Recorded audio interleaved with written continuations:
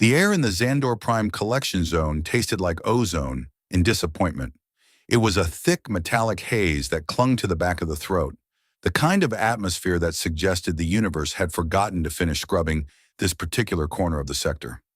Nira stood on the magnetic induction plate, her bare feet absorbing the rhythmic thrum of the station's core. Around her, the heavy world gravity felt like a physical weight pressing against her shoulders, reminding her that on this moon, existence was measured in kilowatts and surplus value. She was a Vorkai, or at least the biological blueprint said she was. But the batch supervisor, a hulking specimen with emerald-tinted dermal plating that shimmered like polished armor, looked at her with the clinical detachment of a technician examining a burnout fuse. "Batch 7 Alpha 9, the supervisor rumbled, his voice amplified by the Vox grill embedded in his throat.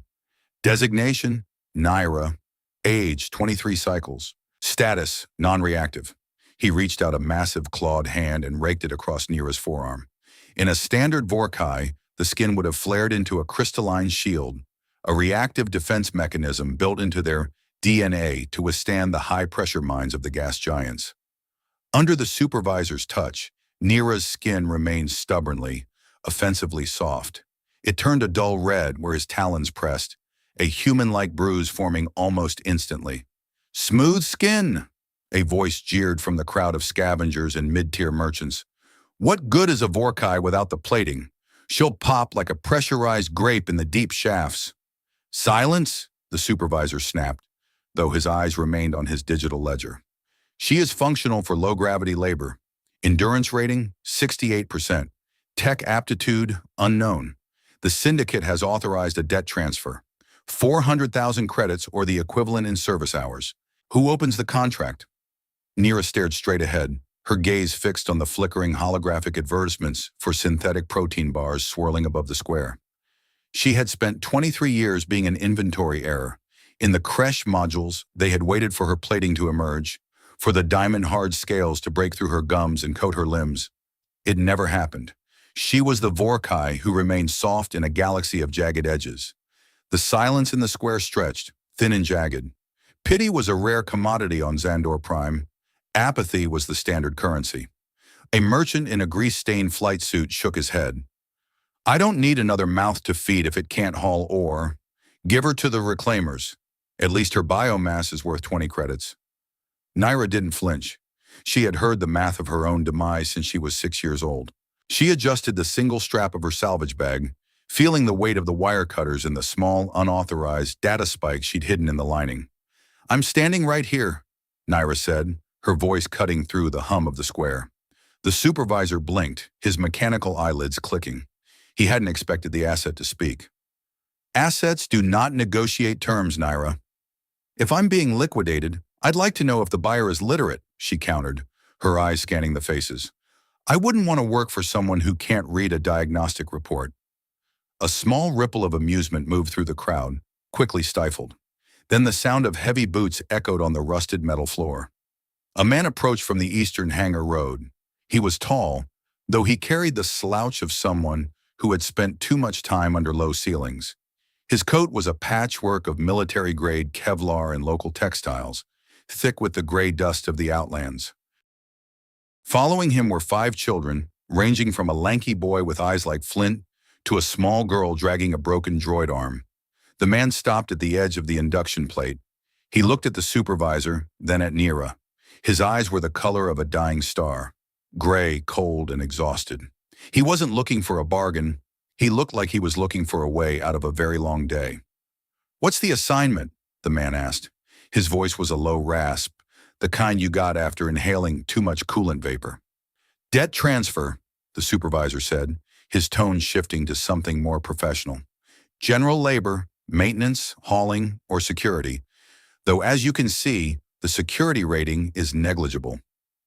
The man whose nameplate on his coat had been scrubbed clean, leaving only the faint imprint of thorn, stepped closer. He looked at Naira's hands, calloused, scarred, but steady. He didn't look at her smooth skin with disgust. He looked at her the way a captain looks at a ship that survived a broadside. "What can you do, Vorkai?" he asked directly. "Whatever the machine tells me I can't," Nira replied. The man's mouth didn't quite form a smile, but the tension in his jaw shifted. I've got an Aegis-class Corvette grounded 3 kilometers into the rust fields. The life support is coughing blood. The hull has more holes than a solar sail, and I've got 5 kids who think sleep is an optional setting. Sounds like a wreck, Naira said. It is. And the man who was supposed to help me fix it decided he'd rather drink himself into a coma at the orbital station. I need hands. Hands that won't steal my rations or try to sell my ship for scrap the moment I turn my back. The supervisor leaned forward. Commander Thorne, are you volunteering for this contract? The syndicate requires a formal bond. Silas Thorne rubbed his face with his left hand. Naira noticed then that 2 fingers were missing, the ring and pinky, leaving smooth, pale stumps. I'm not volunteering for anything. I'm desperate. There's a difference. Is that a confirmation of the 400,000 credit liability? Write it down before I regain my senses, Silas muttered. The supervisor's terminal beeped, the transaction light turning a predatory green. Without a word of farewell, the batch supervisor turned and walked toward the command spire, his task complete. Nira was no longer a ward of the syndicate. She was a line item on Silas Thorne's personal balance sheet. Naira picked up her bag and stepped off the plate. The magnetic field released her with a sharp clack. She walked toward Silas, who was already turning away, his children forming a ragged perimeter around him. You didn't ask my name, she said, catching up to his long stride. Names are for people who intend to stay, Silas replied, his eyes fixed on the horizon where the sun was beginning to dip behind the jagged scrap heaps. Are you staying? I'm bonded to your debt, Commander. Unless you plan on venting me into the vacuum, I'm the only help you've got. Silas glanced back at her. Then call me Silas, and don't call me Commander. That man died 3 light years ago. The walk into the rust fields took 40 minutes. The path was a treacherous labyrinth of twisted girders, discarded ship hulls, and pools of toxic runoff that glowed with a sickly bioluminescence. Silas led the way, his pace relentless.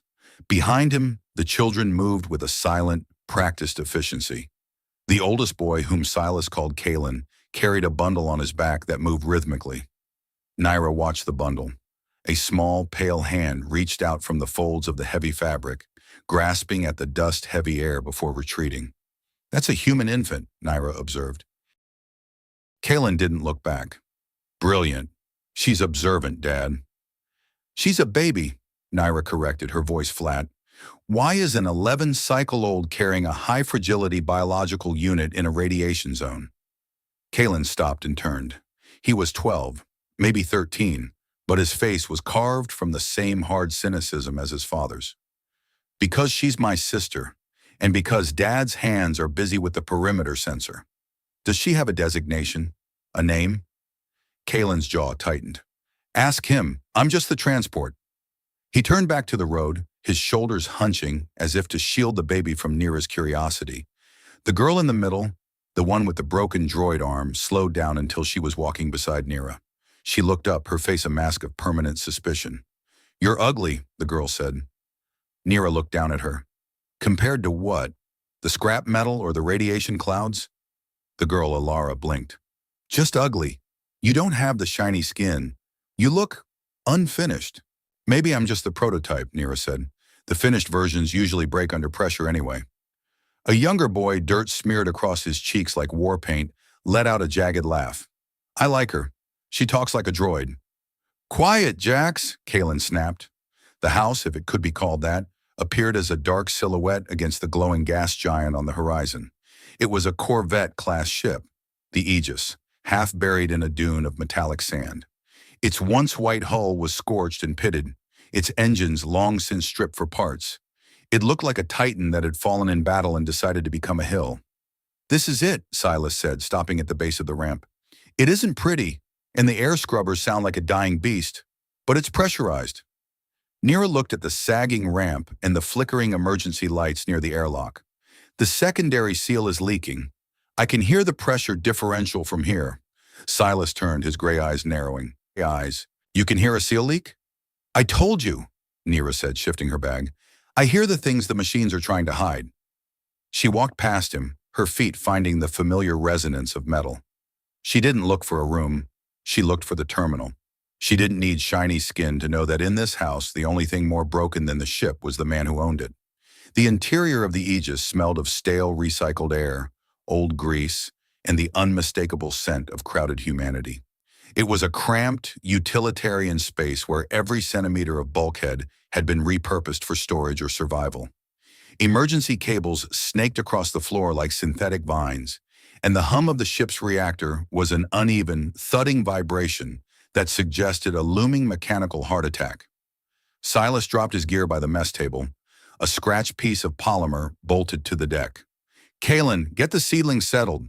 Jackson, check the solar collectors. If they're covered in dust again, we're eating cold rations. The children dispersed with the practiced silence of a crew on high alert. Ilara retreated to a corner with her droid arm, staring at Nera from beneath a curtain of tangled hair. Where do I stow my gear? Naira asked. Silas gestured toward a narrow corridor leading aft. There's a bunk in the engineering subdeck. It's cold and the gravity well is wonky, but it's private. I'll take the engineering deck, Naira said. I sleep better when I can hear the coolant lines. Suit yourself. Just don't touch the main computer. The AI is temperamental. The AI isn't temperamental, Silas. It's lonely. There's a difference. Nera didn't wait for his response. She headed down the ladder well, her hands gliding over the rusted railings. As she descended, the air grew cooler, and the vibration of the ship intensified. The engineering deck was a tomb of forgotten technology. Rows of inactive server stacks stood like obsidian monoliths, their cooling fans silent and choked with dust. She found the bunk, a recessed alcove with a thin, stained mattress. She set her bag down and pulled out her data spike. Then she did something no Vorkai was supposed to do. She sat on the floor, closed her eyes, and pressed her palms against the cold metal of the deck plates. In the creche, the instructors called it a sensory defect. They said she was void blind because she didn't possess the physical armor to survive the vacuum. But they were wrong. Because she lacked the dermal plating, her nervous system was exposed to the subtle electromagnetic frequencies that the other Vorkai ignored. To Naira, the ship wasn't a dead object. It was a symphony of whispers. Shh. That was the leak in the primary oxygen line. Thrum-thump. That was the misfiring piston in the water reclaimer. And deeper beneath the mechanical noise was a low, melodic pulse. The ship's core AI, fragmented and fading, but still there. You're dying, Nera whispered to the floor, but you're still trying to keep them warm. She stood up and walked to the primary terminal in the corner. It was a relic from the Terran expansion era, its screen cracked and flickering with lines of dead code. Naira didn't use the keyboard. She placed her hand over the optical sensor. Her skin felt a faint tingle, a spark of static electricity that would have been blocked by dermal plating. The screen flickered. A single line of text appeared. System status, critical, user not recognized, biometric signature, anomaly. I'm the maintenance crew, Naira murmured. Let's start with the air scrubbers. She worked for 3 hours, her movements precise and economical. She stripped the filters, cleaned the carbon deposits with a bit of salvage solvent, and rerouted the power from the non-essential lighting in the cargo hold. By the time she climbed back up to the main deck, the air felt crisper, the metallic tang replaced by the faint, clean scent of ozone. In the mess hall, Silas was sitting at the table, staring at a small holographic projection of a woman with bright eyes and a laugh caught in a loop of digital amber. He looked up as Naira entered, his expression shifting back to the weary mask. The air smells better, he admitted.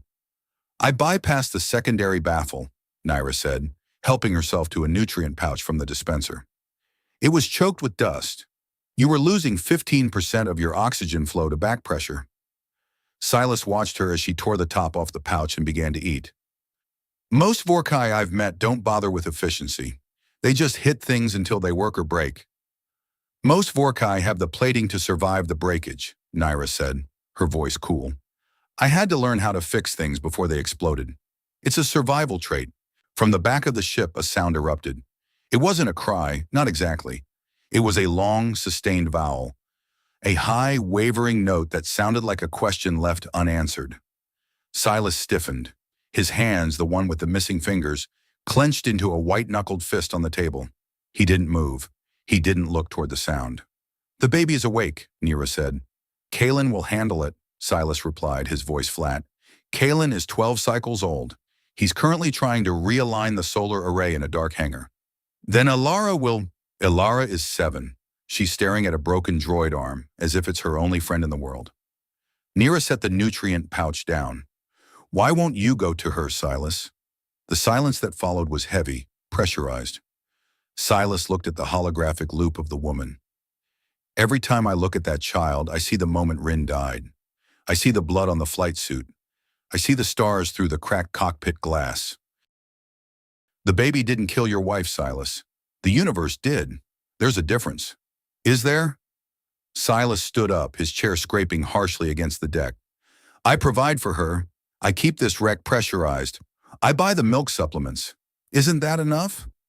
For an asset? Yes. For a child? No. The baby made the sound again, sharper this time, edging toward a scream. Nira walked past Silas, her shoulder brushing his Kevlar coat. She followed the sound to a small makeshift nursery in the medical bay. It was a repurposed stasis pod, lined with soft, faded blankets. The infant was small, even by human standards. She had a tuft of dark hair and eyes that were too large for her face. She was waving her arms frantically, her tiny fist grabbing at the empty air. Nira reached into the pod. She had never held a human before. Vorkai creche were communal, clinical things. There was no holding in the vat rooms. She slid her hands under the baby's back and head, lifting her with the same care she used for a delicate circuit board. The baby weighed almost nothing. It was a shock how light she was. Nira held her against her chest, the warmth of the small body radiating through her thin tunic. The screaming stopped. The baby went still, her large eyes fixing on Nira's face. She didn't seem bothered by the lack of dermal plating. She didn't see a defective Vorkai. She just saw a warm, solid thing in a cold, vibrating world. The baby reached up, her tiny fingers finding the collar of Nira's tunic. She held on, her grip surprisingly strong. You're just a seedling in the rust, Nira whispered. She doesn't have a name. Nira turned. Silas was standing in the doorway, his silhouette framed by the flickering emergency lights of the corridor. He looked older than he had an hour ago, the exhaustion etched deep into the lines around his eyes. Why not? Nira asked. Because names are for people who stay, Silas said, repeating his earlier words. But this time they sounded like a confession rather than a rule. And on Xandor Prime, nothing stays.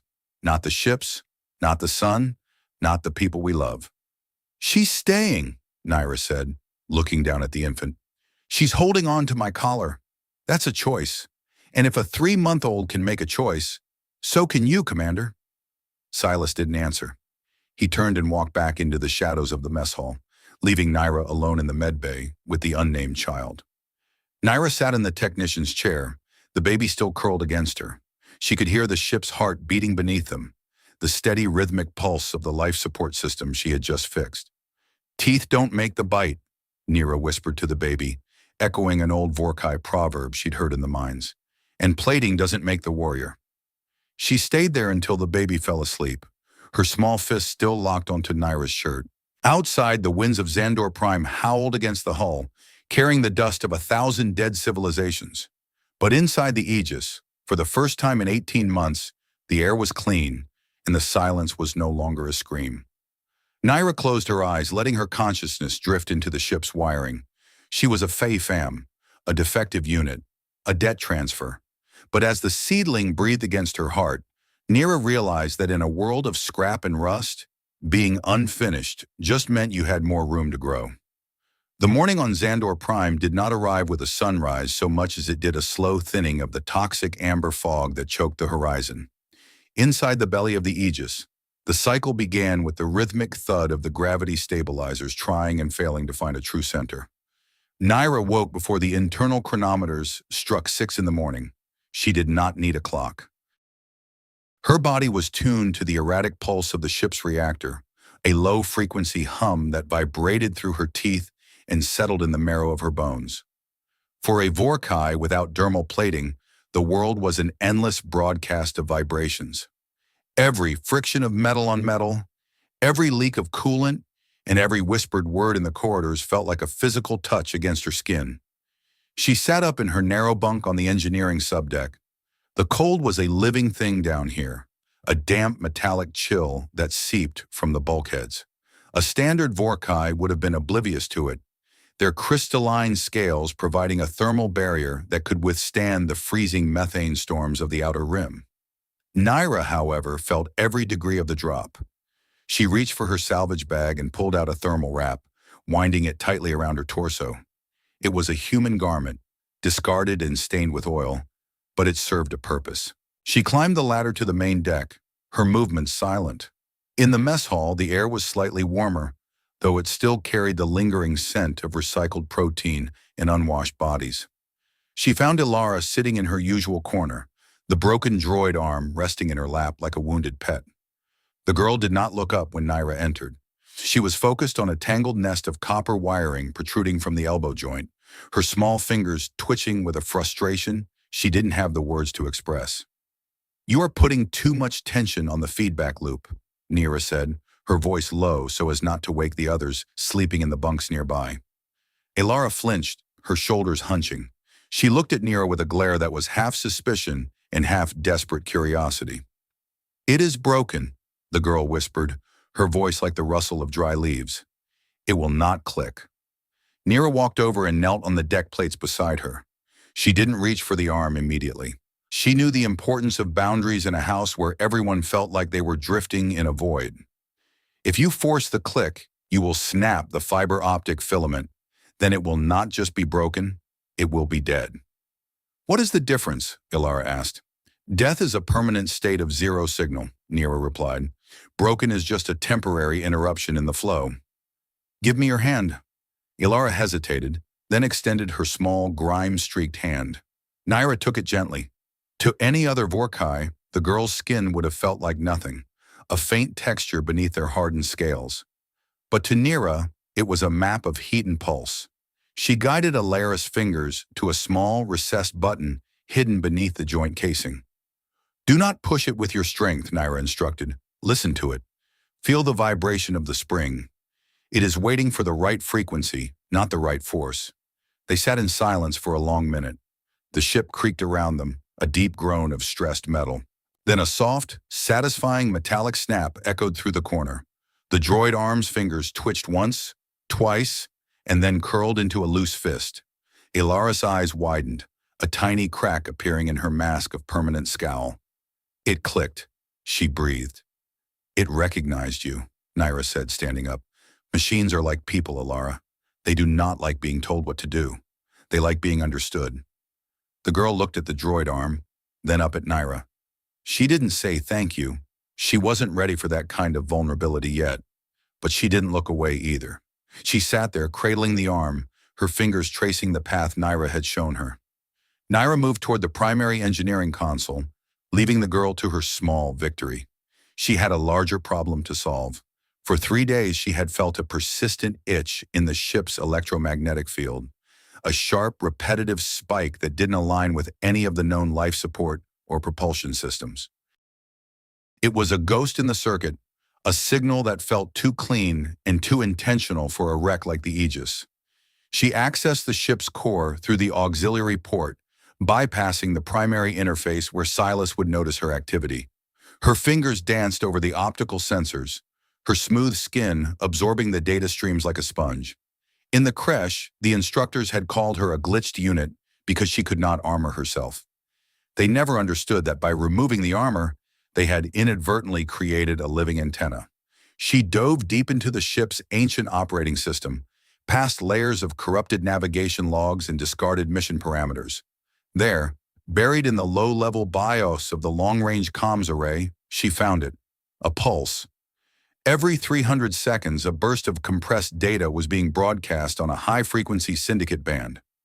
It was a tracking beacon, dormant until the ship was pressurized, now screaming their location to the stars. Naira felt a cold dread settle in her stomach. She checked the timestamp on the first broadcast.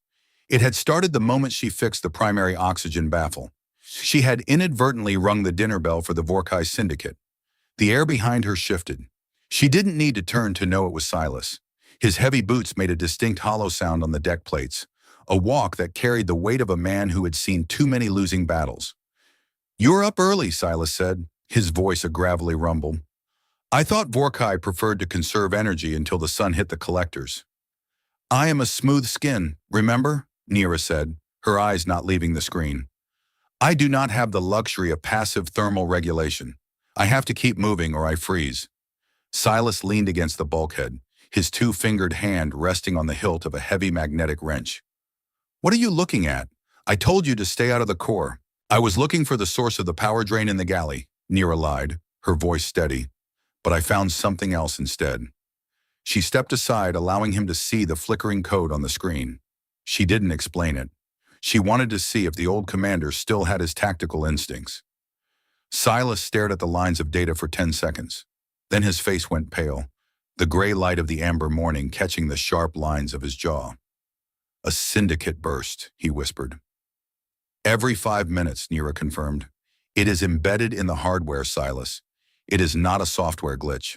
Someone welded this into the ship's bones before you even bought it." Silas swore under his breath, a string of military slang that sounded like the grinding of gears. "We are in the soup now. If that beacon has been active for 3 days, they are already on their way. Xandor Prime isn't exactly the center of the galaxy, but the Syndicate has long-reaching arms. Why would they track a wreck like this?" Nira asked. Silas looked away, his eyes drifting toward the medical bay where the baby was sleeping. "It is not the ship they want, Nira. It is the history.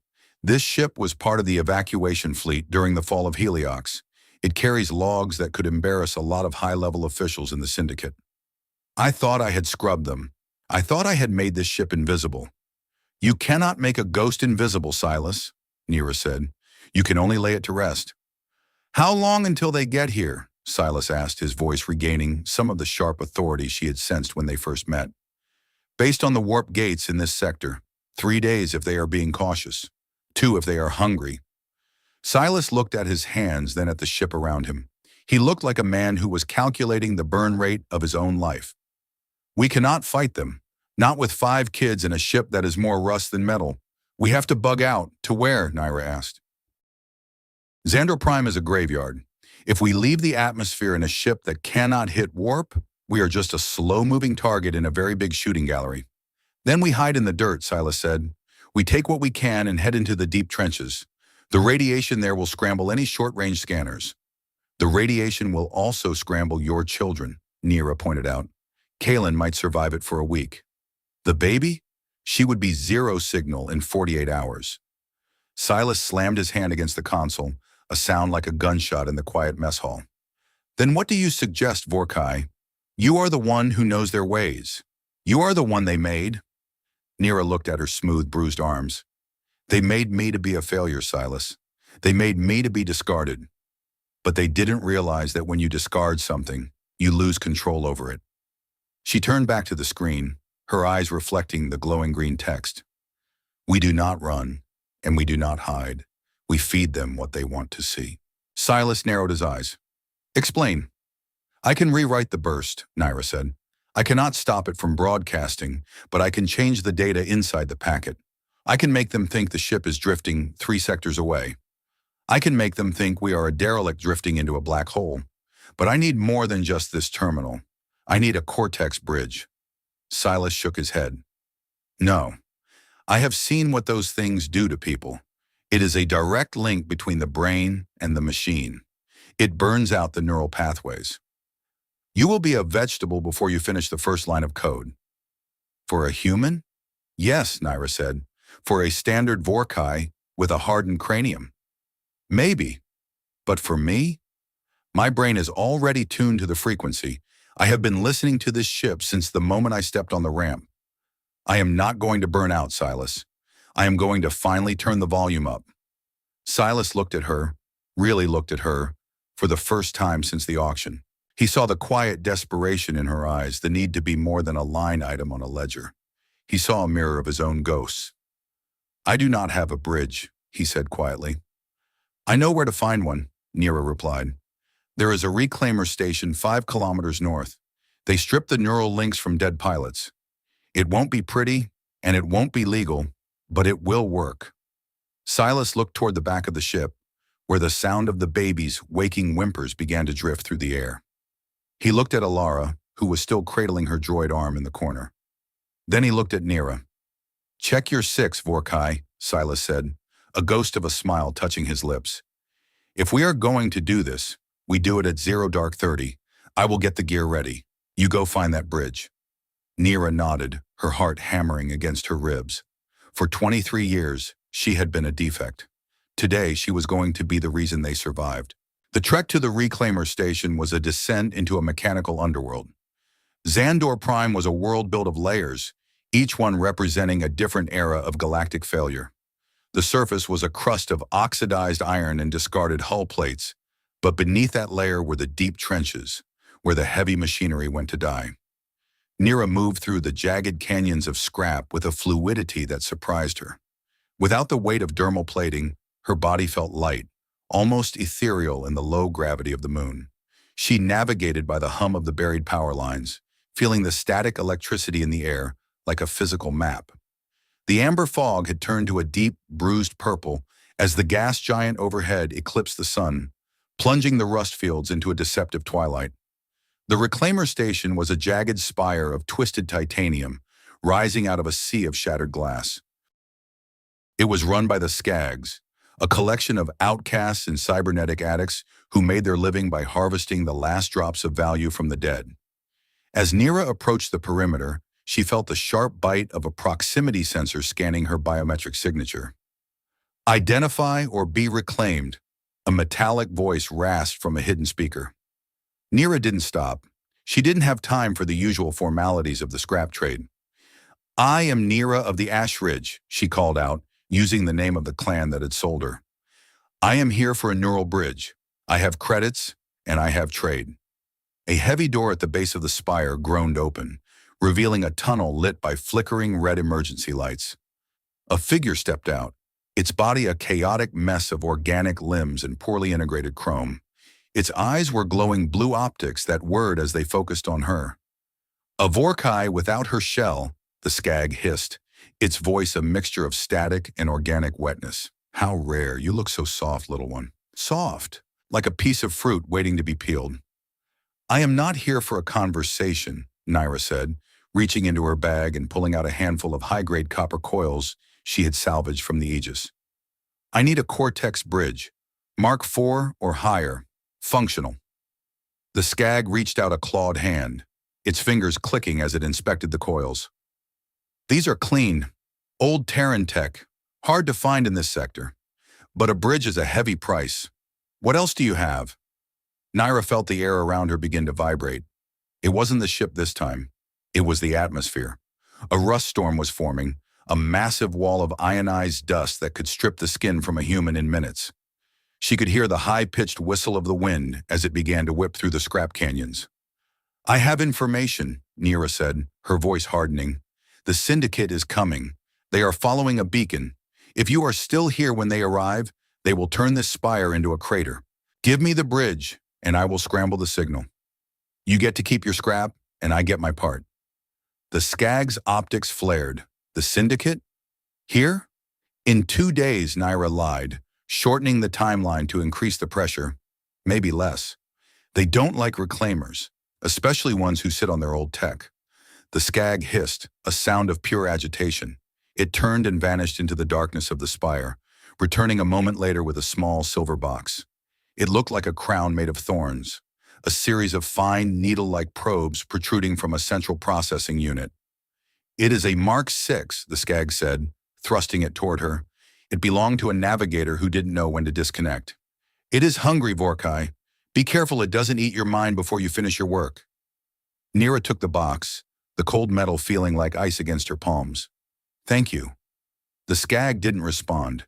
It was already retreating into the spire, the heavy doors slamming shut behind it. Nira turned and began to run. The storm hit 10 minutes later. It started as a low roar on the horizon, a wall of reddish-brown dust that blotted out the light of the gas giant. Then the wind arrived, a screaming gale that carried millions of tiny razor-sharp particles of oxidized iron. Nira dove into the lee of a collapsed freighter, her wrap pulled tight over her face. The dust hissed against her skin, stinging like 1,000 needles. She could feel her temperature dropping as the storm sucked the heat from her body. For a moment, she felt the old familiar wave of self-loathing. If she had her plating, this storm would be nothing more than a mild annoyance. She could walk through it without a second thought. But instead, she was huddling in the dark, shivering and vulnerable. She looked at the silver box in her lap. "You are not a defect," she told herself, her voice lost in the roar of the wind. "You are just a different kind of tool." She didn't wait for the storm to pass. She couldn't afford to. She began to crawl, staying low to the ground where the wind was less violent. She moved from one piece of scrap to the next, using her ability to feel the power lines to guide her back toward the Aegis. The journey that had taken 40 minutes on the way out took 3 hours on the way back. By the time she reached the ship's ramp, her wrap was shredded and her skin was covered in a fine layer of red dust and shallow cuts. The airlock hissed open, and Silas pulled her inside, his face a mask of worry.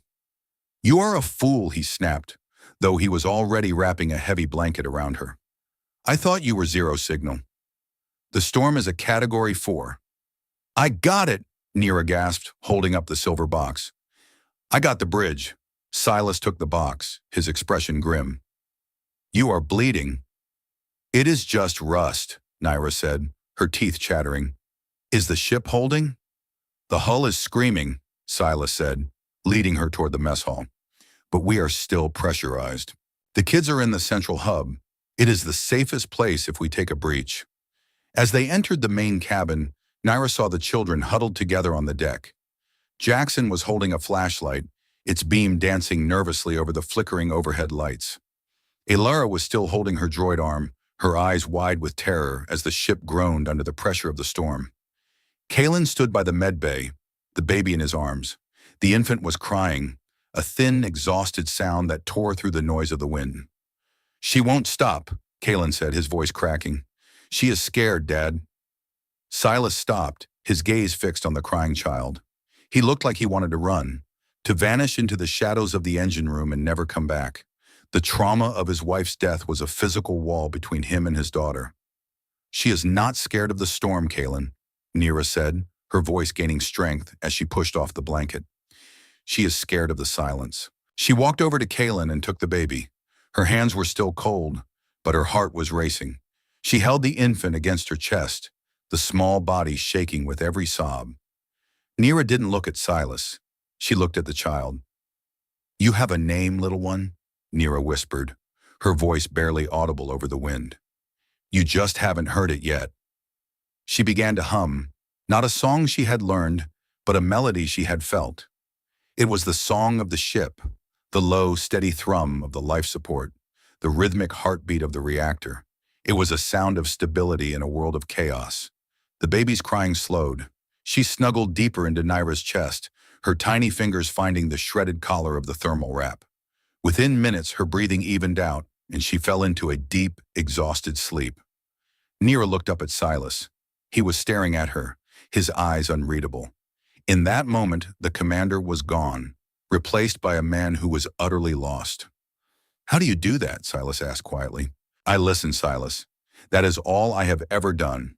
I listen to the things that no one else wants to hear." The ship suddenly shuddered, a violent jerk that threw them both against the bulkhead. A piercing alarm began to scream from the bridge. "Hull breach in the cargo bay!" Jackson yelled, his voice rising in a panic. "We are losing pressure!" Silas was moving before the sentence was finished. "Kalen, get the kids to the escape pods. Do not launch unless I tell you to. Nira, get to the console." The air in the ship began to thin, a cold whistle echoing through the corridors. Nira ran to the engineering terminal, the Cortex bridge clutched in her hand. The ship was dying. The storm was stripping the hull plates, and the Syndicate tracking beacon was still screaming their location to the void. "This is it," she thought as she sat in the chair and placed the silver crown on her head. "This is the moment I find out if I am a defect or a masterpiece." She pressed the probes into her temples. The pain was immediate and absolute, a white-hot spike that felt like someone was pouring molten lead into her brain. She screamed, but the sound was lost in the sudden roar of data that flooded her consciousness. She wasn't in the mess hall anymore. She was the ship. She felt the cold of the cargo bay, breach like a wound in her side.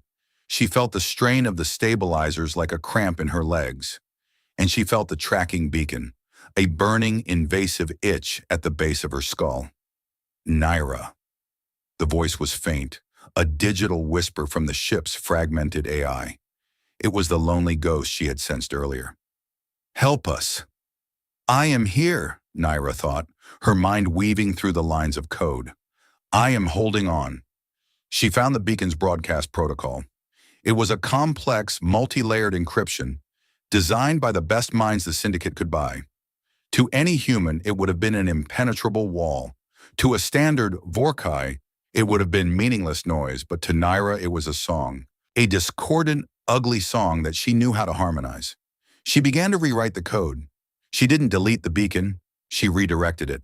She took the data packets and infused them with the ship's own sensor logs from the fall of Heliox. She created a phantom ship, a digital ghost that was broadcasting its location 300,000 kilometers away, toward the gravity well of the nearest black hole. She felt her neural pathways beginning to fray. The heat in her brain was reaching a critical point. She could feel the blood beginning to leak from her nose, the metallic taste of copper filling her mouth. Just a little longer, she pleaded with the ship. Just one more line.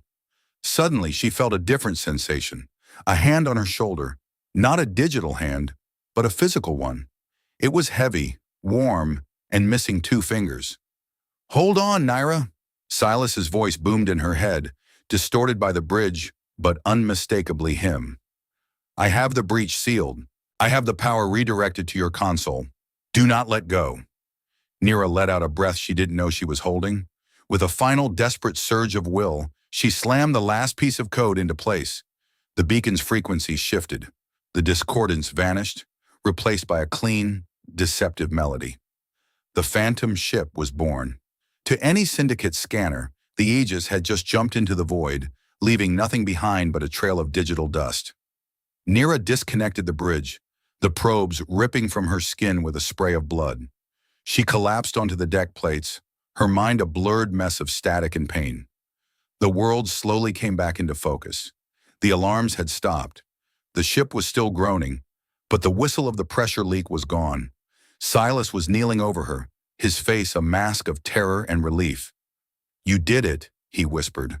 The signal shifted. They are gone, Naira. Naira tried to speak, but her throat was too dry. She looked toward the hub, where the children were emerging from the escape pods. Kaylin was still holding the baby. Ilara was holding her droid arm. They were all alive. Silas reached out and took her hand. His grip was firm, a choice made in the middle of a storm. You are not a defect, Naira. You are the most functional thing I have ever met. Naira managed a small, bloody smile. I told you, Silas. I am just a different kind of tool. The storm continued to howl outside, but for the first time in 23 years, Naira didn't feel the cold. She felt the warmth of a hand, the weight of a choice, and the hum of a ship that was no longer lonely. They were still on a scrap moon, and the Syndicate would eventually realize they had been tricked. But for tonight, they were a family. And a family was a choice that even the universe couldn't reclaim. The aftermath of the Cortex Bridge was not a clean break, but a lingering fog. For 3 days, Naira existed in a state of sensory overlap. When she closed her eyes, she didn't see the darkness of the engineering deck. She saw the ship's schematics glowing in neon amber against the back of her eyelids. When she breathed, she felt the oxygen scrubbers straining in her own lungs. She was no longer just a Vorkai passenger. She was the ghost in the machine, her nervous system vibrating in sympathy with every bolt and circuit of the Aegis. The blood from her nose had dried into dark constellations on her tunic, but the internal heat remained. Silas had moved her from the cold engineering bunk to the medical bay, the only place where the life support didn't rattle like a dying man's chest. He sat in the corner now, cleaning a heavy kinetic pistol with the methodical precision of a man who found peace only in the maintenance of violence. You should be 0 signal, Vorkai, Silas said, his voice a low rasp through the dim light of the medbay. That bridge fried your neural pathways. I have seen pilots go catatonic for less. I am not a pilot, Naira said, her voice sounding hollow even to her own ears. And I am not fried. I am just calibrated. Silas stopped his work and looked at her. The missing fingers on his left hand twitched, a phantom limb syndrome that usually flared up when he was agitated. Calibrated to what? A wreck that belongs in a smelter? You risked your mind for a tracking signal. I risked it for the children, Silas. There is a difference. Silas didn't answer. He turned back to his pistol, the click of the slide echoing in the quiet room. He didn't like being reminded of his own failure to protect the perimeter. In his mind, every threat was a personal insult to his competence, and every sacrifice made by another was a mark against his soul. The door to the med bay hissed open, a sound like a tired sigh.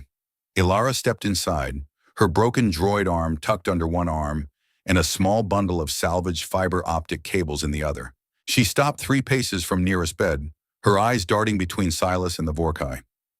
Is she dead? Ilara asked, her voice a tiny silver needle in the dark. Not yet, kid, Silas said, not looking up. But she is working on it. Nira managed a small, painful smile. I am just charging my batteries, Ilara. Did you find the filaments I asked for? The girl stepped forward and dropped the cables onto the bed. They were dusty and smelled of scorched polymer, but they were high grade. I found them in the secondary relay. Jackson said I shouldn't go there because of the scrap rats. Did you see any? Nira asked. I saw their eyes, Ilara said, but I told them I was busy. Nira reached out a shaking hand and touched one of the cables. She could feel the data ghosting through it, a faint echo of long-forgotten communications. Sit down, Ilara. I want to show you how to talk to the ship. Silas snorted, a sharp, cynical sound. The ship is a pile of junk, Nira. It doesn't talk back. It just groans until it gives up. That is because you only listen with your ears, Silas, Nira countered. Ilara, place your hand on the bulkhead. Right there, where the conduit pulse is strongest. The girl hesitated, then pressed her small palm against the cold metal. At first she looked confused, her brow furrowing in a scowl of concentration. Then her eyes widened. Her pupils dilated until they were black voids, reflecting the flickering emergency lights. It feels like humming, Ilara whispered. Like a million bees are sleeping inside the wall. Those are the nanites in the self-repair systems, Nira explained. They are dormant because the power is too low to wake them, but they are still dreaming. Now I want you to close your eyes and find the rhythm. Do not try to lead it. Just follow the beat. Silas watched them, his kinetic pistol forgotten in his lap. He looked like a man watching a miracle he didn't want to believe in. To him, the world was made of hard edges and cold facts. There was no room for dreaming machines or Vorkai who could feel the heartbeat of a wreck. But as he watched his daughter, the girl who hadn't smiled in 18 months, he felt the first cracks in his own armor. She is doing it, Silas whispered, almost to himself. She has the gift, Silas, Nira said. She is like me. She lacks the shell, so she feels the world. You call it a defect. I call it an interface. Suddenly, a sharp, discordant vibration tore through the ship. It wasn't the slow groan of the storm or the rhythmic thrum of the reactor. It was a violent, metallic scream, followed by a heavy thud that rattled the medical monitors. Silas was on his feet in a heartbeat, his pistol raised. Contact! He tapped his comms link. Kalen, report! What was that impact? The boy's voice came through the speaker, frantic and breathless. Dad, we have a breach in the docking ring. It isn't the storm. Someone just slammed a boarding spike into the hull. Silas swore, his face hardening into the mask of a commander. Rustwalkers, scavengers. They must have seen the light from the storm bypass and thought we were an easy mark. How many? Silas asked, already moving toward the door. 3 signatures on the thermal. Maybe more, Kalen replied. They are cutting through the inner seal. Nira tried to stand, but her legs gave out, and she slumped back onto the bed. Her mind was a chaotic mess of static. Through the ship's sensors, she could feel the intruders. They were like parasites, cold and sharp, biting into the flesh of the Aegis. Ilara, stay here, Silas commanded, his voice a steel blade. Nira, if you can still hear the ship, find me a tactical advantage. Shut down the corridor lights. Vent the atmosphere in the docking bay if you have to. Just keep them away from the hub. I am on it, Nira gasped, reaching for the Cortex bridge that still sat on the bedside table. Do not put that thing back on, Silas roared. You will turn your brain to ash. If I don't, we are all ash anyway, Silas. Go. Silas hesitated for a fractional second, his eyes meeting hers. There was a moment of pure, unspoken understanding between the broken soldier and the defective Vorkai.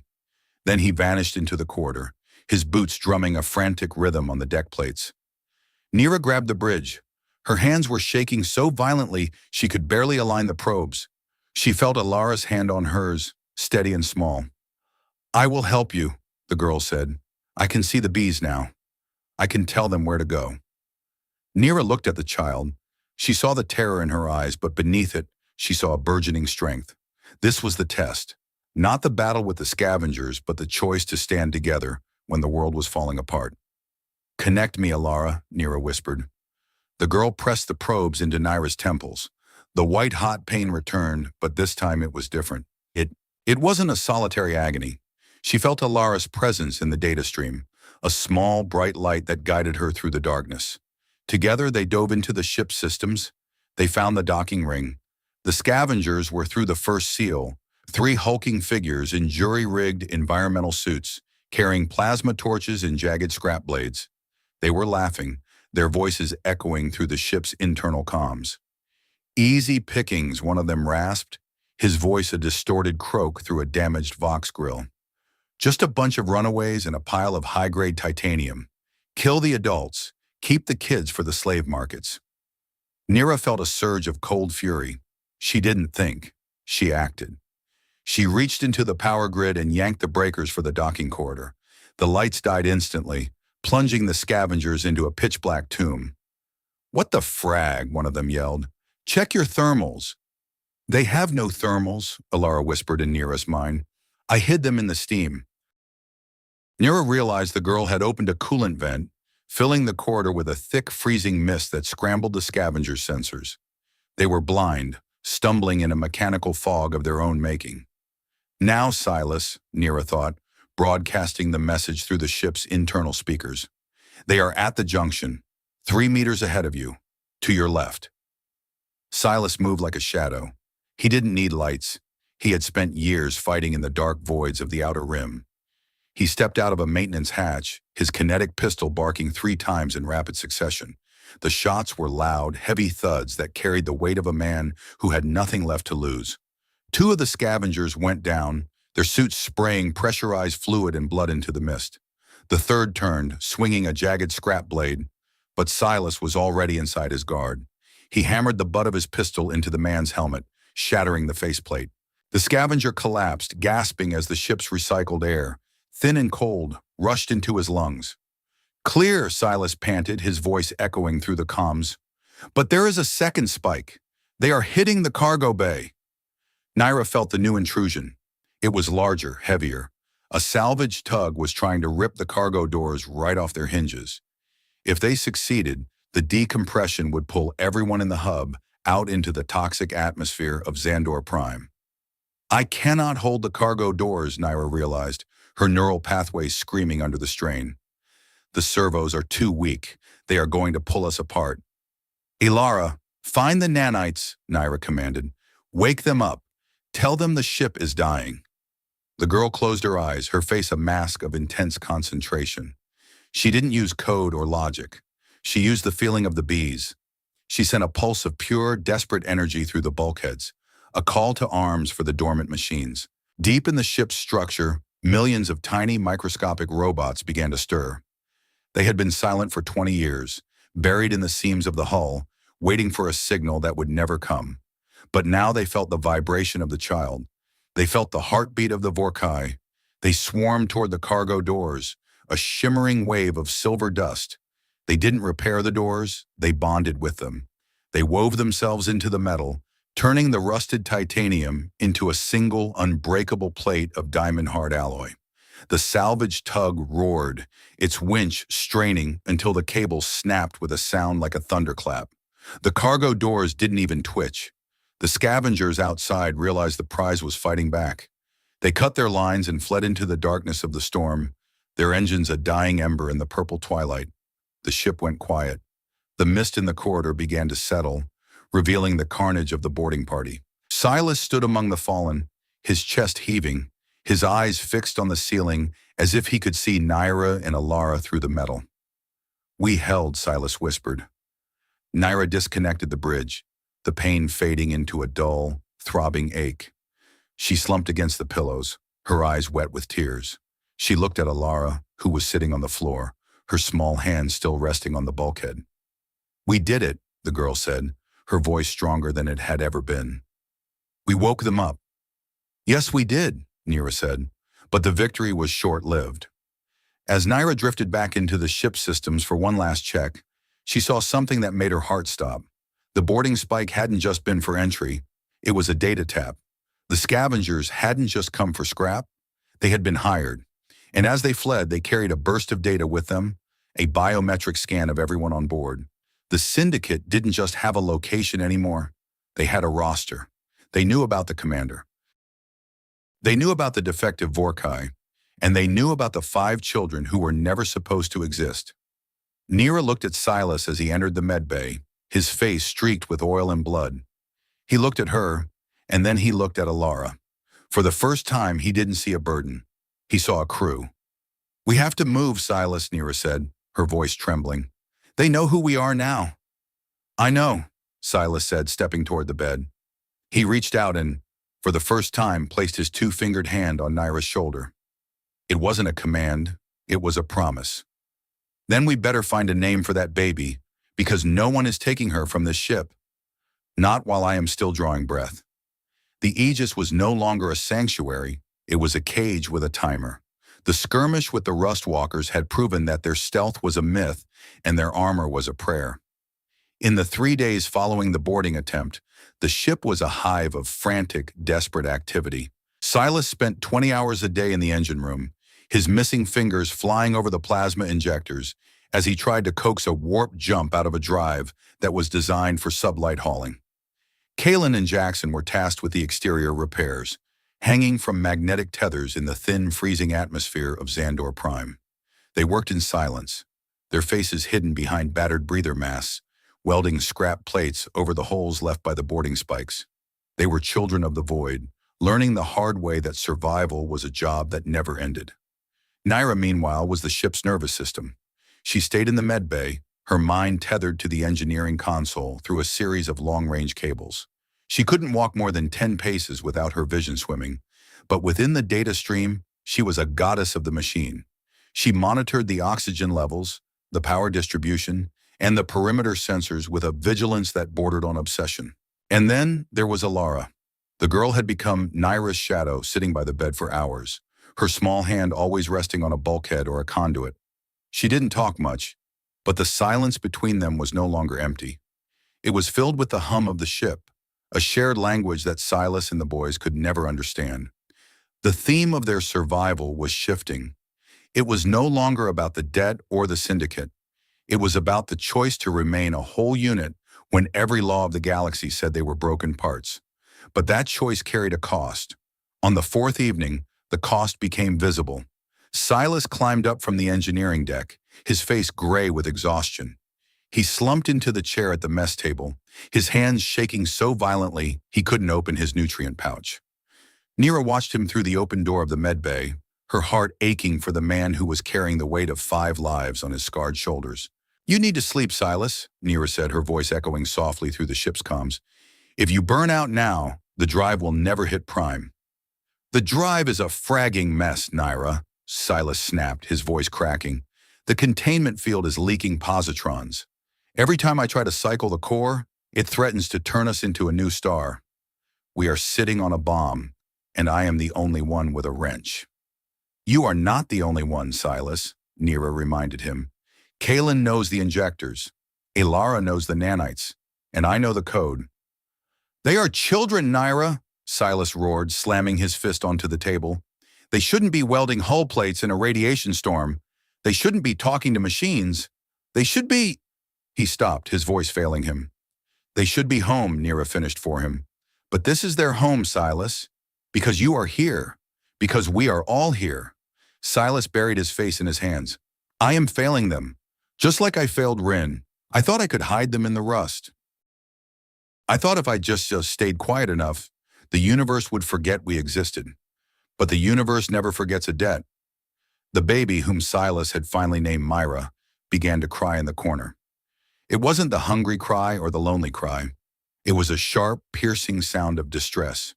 Kaylin hurried into the room, reaching for the child, but Silas stood up first. It was a sudden, jarring movement. He walked over to the stasis pod and, for the first time in 18 months, he didn't wait for someone else to do it. He reached in and picked up the baby. His movements were stiff, awkward. He held her away from his body at first, as if he were afraid she would shatter. But Myra didn't care about his missing fingers or his rough Kevlar coat. She reached out and grabbed his beard, her crying subsiding into a series of wet, gasping breaths. Silas froze. He looked down at the tiny human in his arms, the living reminder of the woman he had lost. His eyes filled with tears, and for a moment, the commander was gone. There was only a father, trembling in the middle of a dying ship. "I'm sorry," Silas whispered into the baby's hair. "I am so sorry." Nira watched them, a lump forming in her throat. This was the turning point. Not the battle with the scavengers, but the moment Silas Thorne chose to face his grief instead of running from it. He was finally holding the choice he had made 18 months ago, but the moment of peace was shattered by a proximity alarm that screamed with a frequency Nira had never heard before. It wasn't a scavenger scout. It wasn't a rust storm. "Silas," Nira yelled, her mind diving into the sensor array. "We have a warp signature, right on top of us." "How many?" Silas asked, his voice instantly snapping back into military focus as he handed Myra to Kaylin. "One," Nira said, her voice trembling. "But it is a heavy, a syndicate reclamator." The ship groaned as a massive gravitational shadow fell over them. Through the bridge viewports, a nightmare of black chrome and glowing red engines appeared. The reclamator was 10 times the size of the Aegis, a predatory beast designed for one purpose: to bring back lost assets, dead or alive. A voice boomed through every speaker on the ship, a cold, synthesized tone that carried the authority of an empire. "The Aegis, you are in violation of Syndicate Code 7. Your debt is overdue. Your biomass is forfeit. Power down your engines and prepare for boarding. Any resistance will be met with terminal liquidation." Silas looked at Nira. His eyes were no longer tired. They were burning with a cold, desperate fire. "Can we jump?" "The containment field is at 40%, Silas," Nira said. "If we jump now, we might not come out the other side." "And if we stay?" Silas asked. Nira looked at the massive black ship looming over them.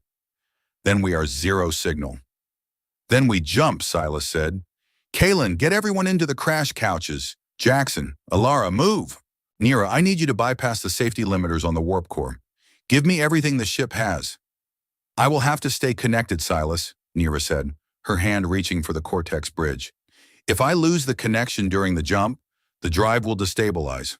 Silas walked into the medbay. He didn't stop her this time. He knelt beside the bed and took her hand. His grip was the strongest thing she had ever felt. "Then stay connected, Vorkai. We are going to the void together." Nira pressed the probes into her temples. The pain was a familiar friend now, a doorway into the soul of the ship. She felt the warp core begin to spin, a vortex of pure energy that threatened to tear the Aegis apart. She felt the children in their couches, their hearts racing in a frantic unison. She felt Silas in the pilot's chair, his hands steady on the controls. The reclamator fired its tractor beam, a gout of blue energy that slammed into the hull. The Aegis screamed, the metal twisting under the strain. "Now!" Silas roared. Nira threw the last of her neural energy into the drive. She didn't just bypass the limiters, she shattered them. She wove her own consciousness into the containment field, using her ability to feel the vibrations to stabilize the erratic pulse of the warp core. The world vanished into a white-hot roar. The Aegis didn't just jump, it exploded into the void. For a moment, there was no ship, no Silas, no children. There was only the data, a screaming torrent of light and sound that stretched Nira's mind across the light years. She felt the cost. Every second they spent in warp was a year taken from her life. Her neural pathways were burning, the heat charring her mind until there was nothing left but the song of the ship. "Hold on," she whispered to the darkness. "Just a little longer." Suddenly the roar stopped. The white light vanished, replaced by the deep velvet black of deep space. The Aegis was drifting, its engines silent, its hull glowing with the heat of the jump. They were alive. Neera disconnected the bridge, the probes falling from her temples like spent casings. She couldn't see. She couldn't feel her legs. The world was a blur of gray shadows and fading whispers. She heard Silas's voice far away, like he was calling from the bottom of a well. "Neera! Neera, can you hear me?" She tried to answer, but her voice was gone. She felt a hand on her cheek, a warm, two-fingered hand. She felt a small body pressed against her side. Ilara. We did it, Neera thought, her mind drifting into a deep, dark sleep. We chose to stay together. But as she faded into unconsciousness, she felt one last vibration.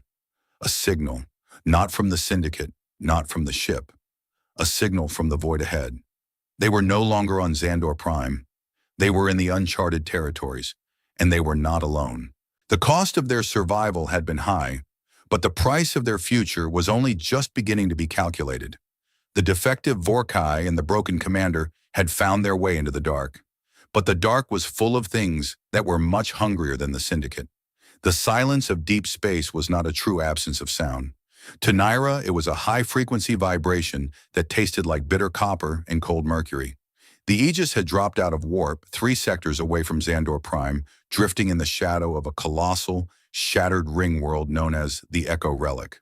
The warp jump had been violent, a desperate tearing of the fabric of reality that had left the ship scorched and its crew shattered. Neera lay in the medical bay, her mind still tethered to the ship's ghost by a thread of neural static. Every time she breathed, she felt the phantom sting of the Cortex bridge probes against her temples. She opened her eyes to find the room bathed in the dim, pulsing red of emergency power. The air was thin, smelling of scorched silicon and the metallic tang of recycled sweat. Silas was there, seated on a crate of medical supplies, his head resting in his hands. He looked like a man who had finally run out of runway. The heavy kinetic pistol lay on the deck at his feet, forgotten for the first time since she had met him. "We are drifting, Silas," Neera said, her voice a dry rasp. Silas looked up. The gray of his eyes seemed to have deepened, reflecting a weariness that went beyond physical exhaustion. He looked at her, and for a moment, the distance between the human commander and the Vorkai outcast vanished. "We are more than drifting, Neera. We are a tomb. The warp drive is 0 dark 30. Dead. No signal. No pulse." Neera tried to sit up, but a wave of nausea rolled through her. Her smooth skin felt hypersensitive, every touch of the blankets feeling like a sandpaper abrasion. "Where are the children?" "With the baby," Silas said, gesturing toward the hub. "Kaylin is trying to keep them calm. Ilara hasn't moved from the bulkhead. She says she is waiting for the bees to wake up again." "She is waiting for me," Neera whispered. "She knows I am still in the system." Silas stood up, his joints popping with a series of loud, painful cracks. "Why did you do it? You knew the cost. You knew that bridge would scramble your brains like a bad circuit." "I did it for the same reason you took that baby when you didn't have to," Silas, Neera replied, her gaze steady despite the throbbing in her skull. "Because a choice made in the dark is the only thing that actually defines us. The syndicate says I am a defect because I have no shell. You say you are broken because you lost your wife. But here we are, still breathing in a wreck that should have been scrapped 5 minutes after we jumped." Silas walked over to the bed. He didn't say anything at first. He just looked at her hands, which were still stained with the red dust of Xandor Prime. Then he did something he had never done. He reached out and touched her forearm. His two-fingered hand was rough, calloused by decades of labor and war, but his touch was surprisingly gentle. "Myra has a name because of you," he said quietly. "I spent 18 months treating her like a ghost because I was afraid that if I acknowledged her, the grief would finish what the war started. I thought I was protecting the boys by staying distant. I thought I was keeping the perimeter secure. You were just building a wall, Silas. Walls don't protect people. They just make the prison smaller." The ship suddenly shuddered, a long, low groan that vibrated through the deck. It wasn't an attack. It was a gravitational pull. Neera felt it through her connection to the sensors. The Echo relic was tugging at them, drawing the wounded Aegis toward a massive docking spire that looked like a jagged tooth rising from the ringworld. "The station is alive," Naira said, her pupils dilating as she tapped into the data stream. "It is a research outpost from the pre-fall era. Ethelgard Reach. It is calling to us." "Is it a trap?" Silas asked, his hand drifting back toward his pistol. "It is a repository," Naira said, her voice taking on a distant, melodic quality. "I can feel the archives. They are screaming for an interface. They are screaming for me." Silas narrowed his eyes. "You are not going back in, Naira. No more bridges, no more neural burn." "I don't need the bridge for this, Silas. The station is using a wideband telepathy protocol. It is reaching out to anyone with an unarmored nervous system. It is reaching out to me because I am the only one who can hear it." She pushed herself out of the bed, her legs shaking like a newborn fawn's. Silas caught her before she hit the deck, his arm a solid, unyielding brace. "You are staying here. I will go in. I will find the supplies and the fuel. You cannot talk to the station, Silas. You will be blind in there. You will walk into a gravity trap or an automated defense grid before you clear the airlock. I am the only one who can navigate the logic." Silas looked at her, the conflict warring in his face. He was a man who believed in a chain of command, in the safety of the known. But he was also a man who had seen his world end once already. He knew that the old rules didn't apply to the void. "If we do this, we do it together," Silas said. "I am not leaving you in a hot zone alone."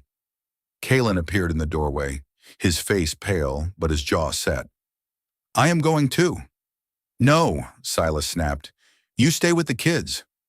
"I am 12 cycles old, Dad," Kalen said, his voice echoing with a maturity that silenced the room. "I have been running this ship while you were hiding in the engine room. I know how to check a perimeter. I know how to use a torch. And I am not letting you two go into a ghost station without a gearhead." Silas looked at his son, really looked at him, and realized that the wall he had built had forced Kalen to grow up far too fast. The boy wasn't just a child anymore. He was a survivor. 5 minutes, Sir Silas said, a hint of the old commander returning to his voice. "Get your gear, oxygen tanks, thermal pads, and every kinetic clip we have left. We are bugging out of this ship and finding a way to stay alive." They moved toward the docking ring, a ragged trio of explorers in a galaxy that had already forgotten them. Naira walked in the center, her mind a swirl of ancient code and modern fear. She felt Alara watching them from the shadows of the hub, the girl still holding her droid arm like a talisman. "Be careful of the bees," Alara whispered as they passed. "They are hungry." Naira nodded, a chill running down her spine. As the airlock hissed open, revealing the cavernous, frozen interior of Ethelgard Reach, she realized that the humanistic theme of their journey was about to face its ultimate test. It wasn't about surviving the Syndicate anymore. It was about discovering the truth of why they were broken in the first place. The station was a labyrinth of black glass and silver filaments. Gravity was erratic here, shifting 20 degrees every 10 meters. Naira guided them through the darkness, her smooth skin acting as a compass. She could feel the data flowing through the walls, a torrent of history and science that had been locked away for 300 years. "There is a central terminal 300 meters ahead," Naira said, her voice echoing in the vast chamber. "It carries the primary bioarchives. That is where we will find the fuel codes." "And what else?" Silas asked, his flashlight cutting through the gloom. Naira didn't answer. She could feel a specific frequency now, a resonance that matched the vibration of her own heart. It was a blueprint, a Vorkai blueprint. They reached the terminal, a massive obsidian pedestal surrounded by a halo of glowing fiber optics. As Naira stepped toward it, the station suddenly flared to life. The lights turned from red to a brilliant, blinding white. Holographic displays erupted from the floor, showing anatomical diagrams of Vorkai warriors, their dermal plating highlighted in gold. Naira placed her hand on the pedestal. The interface was seamless, a warm embrace that felt more like home than any ship she had ever known. She didn't need to hack the system. She just had to exist. "Welcome, Interface Unit 9, a voice said, speaking directly into her mind. "Biological assessment complete. Dermal plating suppressed. Neural sensitivity optimized. You are the bridge. Nira felt the blood drain from her face. Suppressed? She dove into the archives, her fingers flying through the digital menus. Silas and Kalen stood guard, their weapons raised as the automated defense drones began to stir in the shadows. What is it, Nira? Silas asked, his voice tight. What are you seeing? I am not a defect, Silas, Nira whispered, her eyes fixed on a diagram of her own heart. I was a project. The Syndicate didn't fail to give me a shell. They intentionally removed it. They wanted a Vorkai who could interface with the ancient AI, someone who could act as a living conduit for the war machines. I am not a mistake. I am a weapon that wasn't finished. And there was more. She found a subfile labeled Project Seedling. She saw a holographic image of a human infant, her DNA mapped and color-coded. Silas, Nira gasped, her voice trembling. Myra. She wasn't an accident either. Your wife, Rin. She wasn't just a pilot. She was a scientist. She was the one who stole the prototypes. Myra is the biological host for the command signal. She is the only one who can control the fleet. Silas went still. The kinetic pistol in his hand shook as he looked at the diagram of the baby. My wife? She never told me. She was protecting you, Silas, Nira said, tears streaming down her face. She knew that if the Syndicate found out what Myra was, they would never stop. That is why they are coming. Not for a debt, not for a ship. They are coming for the key to the galaxy. The station shuddered as a heavy impact rocked the spire. The reclamator had arrived. It hadn't been fooled by the phantom jump for long. It was here, and it was beginning to tear Ethelgard Reach apart to get to its assets. Nira looked at Silas, the realization of their true value settling over them like a shroud. We are the most valuable things in the void, Silas, and they will kill everyone else on that ship just to get us. Silas looked at the terminal, then at his son, then back at Nira. He didn't look like a man who was afraid anymore. He looked like a man who had finally found something worth fighting for. They can have the station, Silas said, his voice a low, dangerous rumble. They can even have the ship. But they are not touching my family. He reached out and grabbed Nira's hand, his two-fingered grip a solid anchor in the swirling chaos. We are bugging out. Now.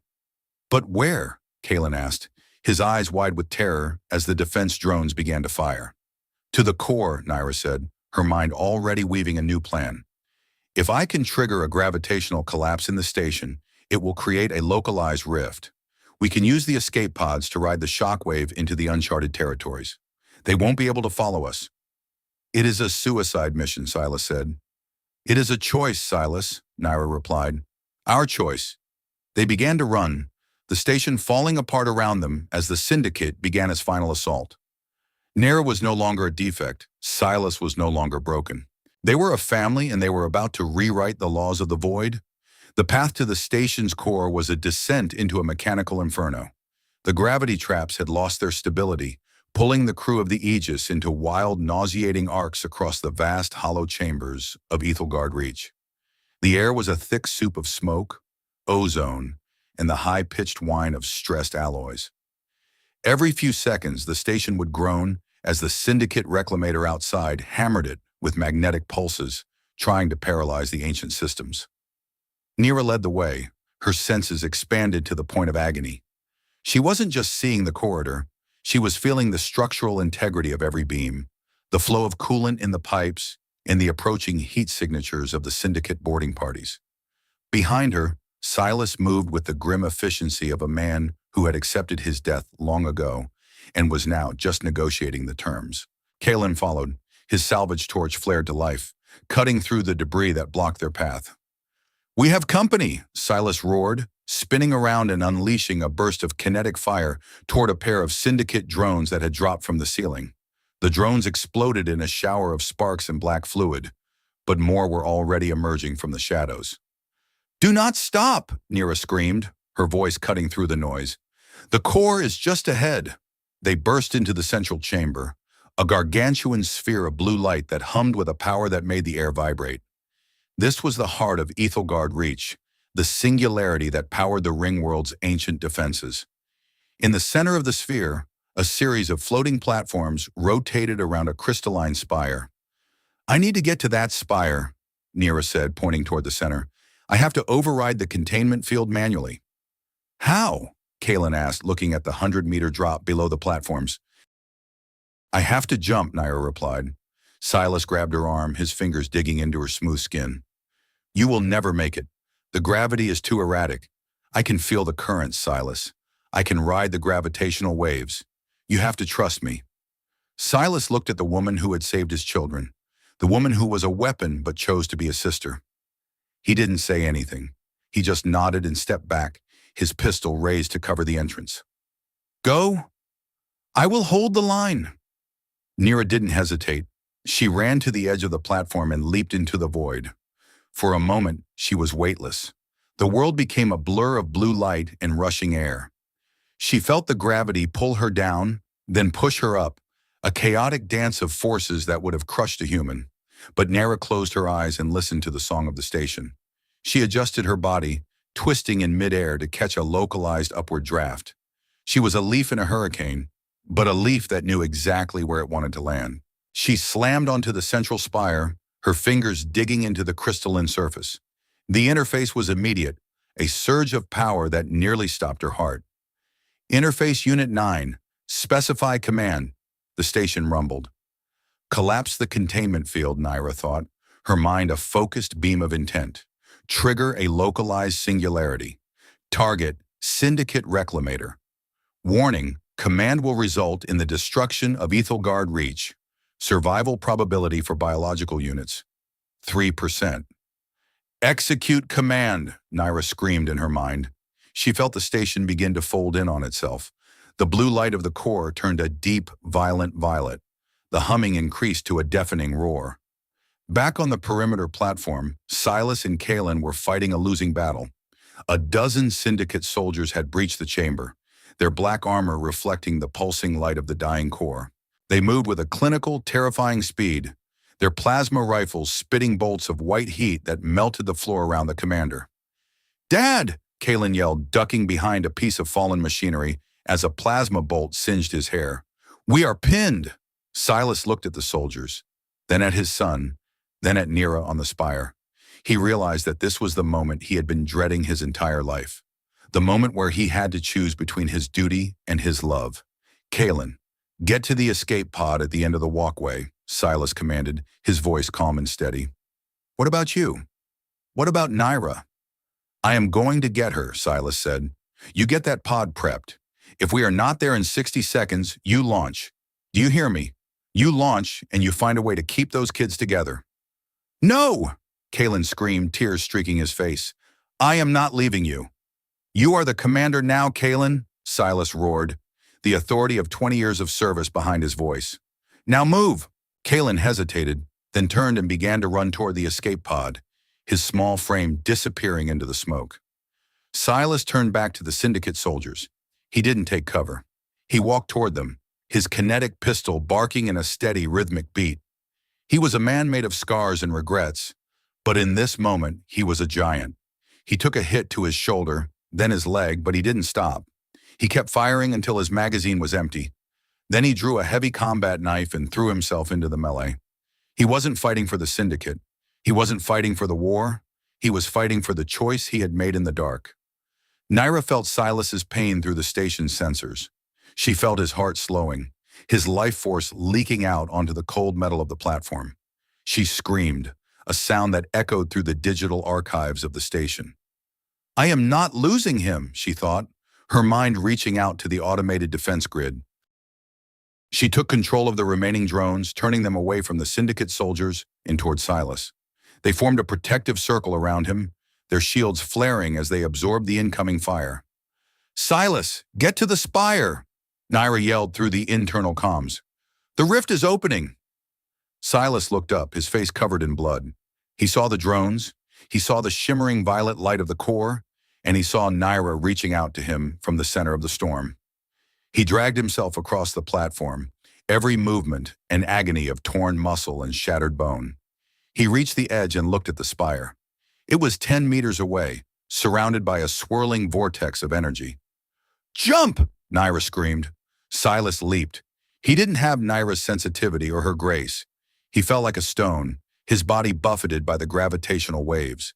But at the last second, a drone swooped down and caught him, its mechanical claws gripping his coat and swinging him toward the spire. Naira caught him, her arms wrapping around his bloody chest. They clung to each other in the center of the inferno. Two broken things holding on to a single hope. The station exploded. The singularity collapsed, pulling the Ethelgard Reach and the Syndicate Reclamator into a microscopic point of infinite density. A shock wave of pure energy erupted from the center, a white wall of light that swept across the sector.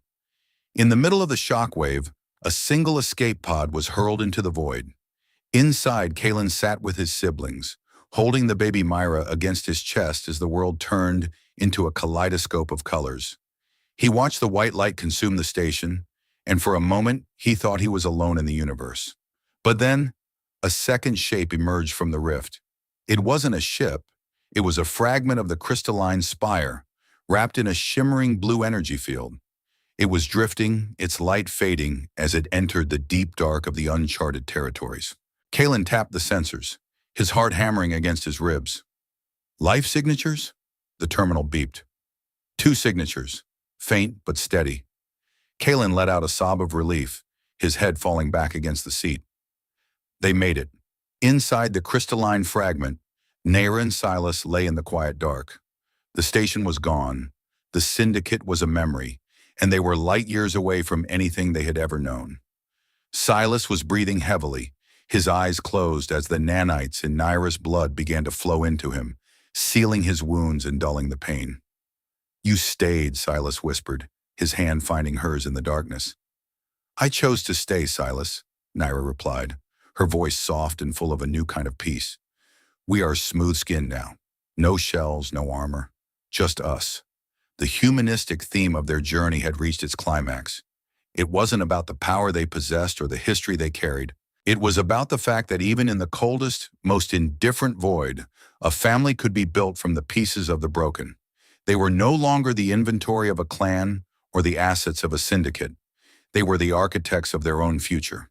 And as they drifted into the unknown, Silas Thorne finally did what he should have done 18 months ago.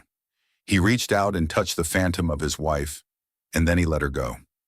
He looked at Naira, and he saw a daughter. He looked at the void, and he saw a home. They were still in the dark, and they were still lost, but for the first time in their lives, they were not afraid, because they knew that as long as they had each other, the void was just another place to build a roof that didn't leak. The white roar of the singularity had left a ringing silence in its wake, a hollow resonance that felt like the world had been hollowed out from the inside. Inside the crystalline fragment of the Ethelgard spire, the air was cold and thin, tasting of ancient dust and the sharp metallic tang of Silas's blood. Naira lay on the translucent floor, her mind no longer a screaming conduit for a dying station, but a quiet, bruised landscape of fading static. The connection was gone. The bees were silent.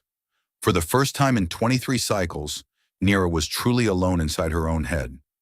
Silas groaned beside her, a wet, ragged sound that tore through the quiet. He was a mess of carbon-scored Kevlar and torn flesh. His breathing was shallow, a rhythmic hitching that suggested a punctured lung or shattered ribs. Naira crawled toward him, her limbs feeling like lead weights. Her smooth skin, once a source of shame, was now covered in a fine web of silver scars, where the neural energy had burned through her capillaries. "Easy, Silas," she whispered, her voice a ghost of itself. "Do not try to bug out yet. We are still in the soup." In the wild, Silas opened one eye, the gray iris clouded with pain. "The Syndicate? Gone," Naira said, placing a trembling hand on his chest. I felt the reclamator fold. "It is zero signal, Silas. They are all zero signal." Silas let out a breath that was half laugh, half sob. "Good. Fragging good." They lay there for what felt like hours, two pieces of wreckage drifting in the velvet dark of the uncharted territories. Through the crystalline walls of their life pod, the stars were different here, brighter, more numerous, and untethered from the charts of the known empires. There were no syndicate patrols here, no debt collectors, no creches. There was only the infinite, indifferent reach of the void, A light flared in the distance, a steady rhythmic pulsing of amber. The pod, Naira breathed. Kalen found us. The escape pod from the Aegis drifted into view, its thrusters firing in short, nervous bursts. It was a battered egg-shaped vessel, never meant for deep space navigation, yet it moved with a desperate, stubborn intent.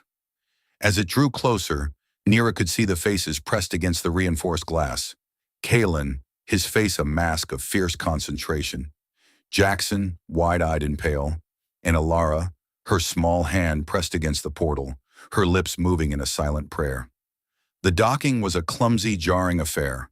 The pod's magnetic grapples bit into the crystalline spire with a screech of protesting metal.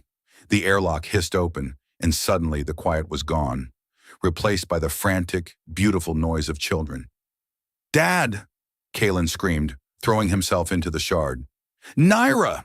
He was followed by Jackson and Eden, while Alara trailed behind, carrying the baby, Myra, in a bundle of salvaged blankets. They swarmed over Silas and Naira, a chaotic tangle of limbs and tears and terrified relief. "Check his 6, Kalen barked, his voice cracking as he tried to maintain his commander's persona while sobbing. "Jackson, get the med kit." "Eden, hold the light." Silas tried to sit up, his hand reaching out to touch Kalen's shoulder. "I am okay, son. I am still on the roster." "You look like scrap, Dad," Jackson whispered, his voice trembling as he helped Naira pull Silas toward the pod's small medical berth. Naira felt a pair of small arms wrap around her waist. She looked down to see Alara. The girl's eyes were dry now, but they carried a depth of understanding that was terrifying for a 7-cycle-old. "The bees told me," Alara whispered. "They said you turned into the light to save us." "I just opened the door, Alara," Naira said, smoothing the girl's tangled hair. The light did the rest. They spent the next 48 hours in a state of high-alert exhaustion. The escape pod was cramped, designed for 12 hours of survival, not a cross-sector voyage. They were forced to ration oxygen and water, while Kalen and Jackson worked to jury-rig a long-range sensor sweep to find a place to land. Naira spent most of that time watching Silas. He was healing, thanks to the high-grade medical nanites Nira had managed to scavenge from the station's archives before the collapse. But the transformation was more than physical. He spent hours holding Myra, the baby who had once been a ghost of his grief. He didn't look away anymore. He didn't flinch when she grabbed his beard with her tiny, fierce fists. On the third day, the sensors let out a low, melodic chime. "We have a match," Kalen announced, his voice filled with a hesitant hope. "Sector 7G. It is a rogue planetoid, drifting on the edge of a localized nebula. High oxygen, liquid water, and a stable thermal core. It is not on any syndicate map." "It is a garden in the rift," Nira said, her eyes fixed on the distant, green-tinged sphere appearing on the monitors. As the pod entered the atmosphere of their new home, the reality of their journey began to settle over them. They were no longer running. They were no longer debt transfers or ex-commanders or defective assets. They were the architects of a second chance. Kalen sat at the controls, his hand steady. He looked back at Naira and Silas. "Should I initiate landing sequence, Dad?" Silas looked at Naira. Then he looked at the 5 children who were alive because of a choice made in a scrapyard. "Bring us home, Kalen," Silas said. The pod touched down in a valley of bioluminescent ferns and towering silver-bark trees. The air that rushed in when the hatch opened was sweet, cold, and thick with the scent of growing things. It was a world that didn't care about dermal plating or military rank. They stepped out onto the soil, a ragged, broken family standing on the threshold of a new history. Jackson and Eden immediately began to explore the ferns, their laughter echoing through the valley. Ilara sat on a mossy rock, her hand resting on a silver tree, listening to the new bees of this world. Kalen stood by the pod, his hands in his pockets, looking at the horizon. He looked younger now, the weight of the commander's role beginning to slip from his shoulders. "It is quiet," he said. "It is the right kind of quiet, Kalen," Nira replied. "It is the kind where you can finally hear yourself think." Nira walked away from the group, her bare feet pressing into the soft, cool earth. She looked at her arms, the silver scars, the smooth skin, the bruises. She was a Vorkai who had been told her whole life that she was unfinished. But as she looked at the valley and the people she had chosen to protect, she realized that being unfinished was the greatest gift she had ever been given. It meant she was still being written. She turned back to see Silas standing by the pod, holding Myra toward the sun. He looked like a man who had finally put down a weapon he had been carrying for 20 years. "We made it," he said, his voice a low, steady anchor. "We chose it, Silas," Nira corrected, "and that is why it will hold." 7 months had passed since the fire in the sky. The valley, which the children had named the Silent Respite, had transformed from a sanctuary into a home. They had stripped the escape pod and the crystalline shard, using the materials to build a permanent structure against the cliffside. It was a house of glass and titanium, powered by the nebula's ambient radiation and heated by the planetoid's thermal vents. It wasn't a ship, and it wasn't a station. It was a place that didn't have an engine because it didn't need to go anywhere. Nira stood on the porch, watching the sun, a gentle violet orb, dip below the silver-bark trees. She was 24 cycles old now, though her reflection in the glass looked like someone who had lived 3 lifetimes. The silver scars on her skin had faded to a pearlescent shimmer, mapping the journey she had taken through the void. Her smooth skin was no longer a defect. It was a canvas of survival. She heard the sound of a hammer hitting wood near the stream. That would be Silas. He was building a water wheel to automate the irrigation for the terraced gardens Alara had designed. His left hand, still missing 2 fingers, had become adept at the delicate work of carpentry. He didn't wear his military coat anymore. He wore a tunic made of local fibers, stained with the soil of the world he was helping to grow. Kaylin and Jackson were coming up the path from the woods, carrying bundles of dry wood for the evening fire. They were taller now, their faces filled with the healthy color of people who ate real food and breathed clean air. They weren't soldiers. They were boys. Ilara was sitting in the middle of the garden, her eyes closed, her hand resting on the soil. She was still the interface, but she didn't use her gift for hacking or war. She used it to listen to the roots, to tell Jackson when the purple tubers were ready for harvest or when the silver-bark trees needed more water. Myra sat in a small wooden pen nearby, her dark hair now a wild mane of curls. She was almost 2 cycles old, and she had just started to walk. She moved with a fearless, stumbling determination, her fists always reaching for the world. Naira walked down the steps and toward the stream. She found Silas finishing the final spoke of the wheel. He looked up, a small, genuine smile breaking the weathered lines of his face. "The alignment is off by 3 degrees, he said, wiping sweat from his brow. "But she'll hold." "She always holds, Silas," Naira replied. Silas set the hammer down and looked at the house, then at the children, then at Naira. "You know, I spent 20 years waiting for an order that would make sense of the world. I thought if I just followed the protocol, the universe would eventually stop taking things from me." "And?" Nira asked. "And I realized that protocols are just a way to avoid making a choice. Being a commander was easy. You just do what you are told. Being a father, being a man, that's the hard part. That's where you have to decide who you are when there is no one left to give you an order." Naira nodded. She understood. She had spent her life waiting for her dermal plating to define her, waiting for the syndicate to tell her what she was worth. She had been an asset, an error, and a weapon. But here, in the quiet of the rift, she was just Nira. "Tonight is the naming, isn't it?" Silas asked, his voice softening. "It is," Nira said. That evening, they gathered around a fire in the center of the valley. The violet sun had vanished, replaced by the swirling, iridescent clouds of the nebula. The air was cool, but the fire provided a warm, golden hearth. Silas stood up, holding Myra in his arms. He looked at each of them. Kaylin, Jackson, Eden, Ilara, and Nira.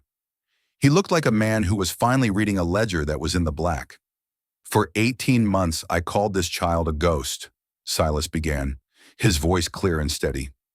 "I treated her like a debt I couldn't pay. I thought that by refusing to name her, I was protecting myself from the pain of losing her. But all I was doing was leaving her alone in the dark." He looked down at the baby, who was staring at the fire with wide, curious eyes. "Her name is Myra Ryn Thorne," Silas announced. "Ryn for the mother who saved her, and Thorne for the family that chose her." He turned to Naira. And she carries the name of the woman who taught me that even a broken man can still build a home. Naira felt a warmth in her chest that had nothing to do with the fire. She stood up and walked to Silas, placing her hand on the baby's head. She is not a seedling anymore, Silas, Naira said. She is a root. The children cheered, even Alara letting out a rare, bright laugh. They spent the rest of the night eating roasted tubers and telling stories. Not stories of the war or the syndicate, but stories of the valley, of the silver bark trees, and of the time Jackson almost got eaten by a bioluminescent frog. Late that night, after the children had fallen asleep in the house, Nira sat on the porch alone. She looked up at the nebula, the swirling colors reflecting in her dark Vorkai eyes. I look back at the square on Xandor Prime, and the woman I was then feels like a character in a book I read a long time ago.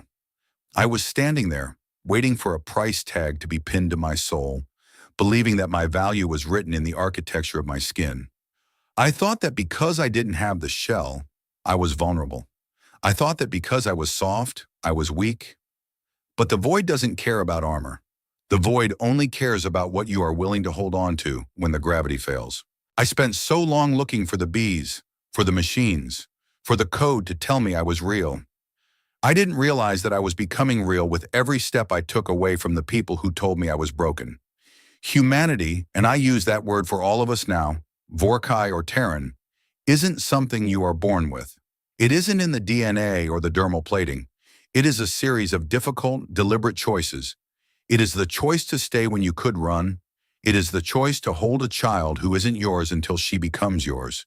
It is the choice to build a roof over a stranger's head until that stranger becomes your brother. We are all just scrap until we decide to become something useful to someone else. My smooth skin didn't make me a defect. It made me an interface for a life I never thought I deserved. And I have realized that the only true defect in this universe is a heart that refuses to change. I find myself wondering often as I watch the children sleep. We were all told we were broken parts. A man without fingers, a boy without a childhood, a girl without a voice, and a woman without a shell. We were discarded inventory in a galaxy that only values the whole and the hardened. Yet here we are, a house built of scrap that holds firmer than any fortress. I look at the stars and I ask the void, is there a part of yourself that you have been hiding because you think it makes you less? Have you been waiting for someone else to tell you that you are finished, not realizing that your flaws are the only places where the light can actually get in? I wonder, have you ever found your family not in the blood you share, but in the people who chose to stay when the storm was at its loudest? Nira stood up and walked to the edge of the porch. She reached out and touched the silver bark of the tree Alara loved. She could feel the faint, steady pulse of the planetoid beneath her feet, a heartbeat that was new and slow in hers. She went inside and closed the door, the click of the latch echoing like a final, perfect line of code.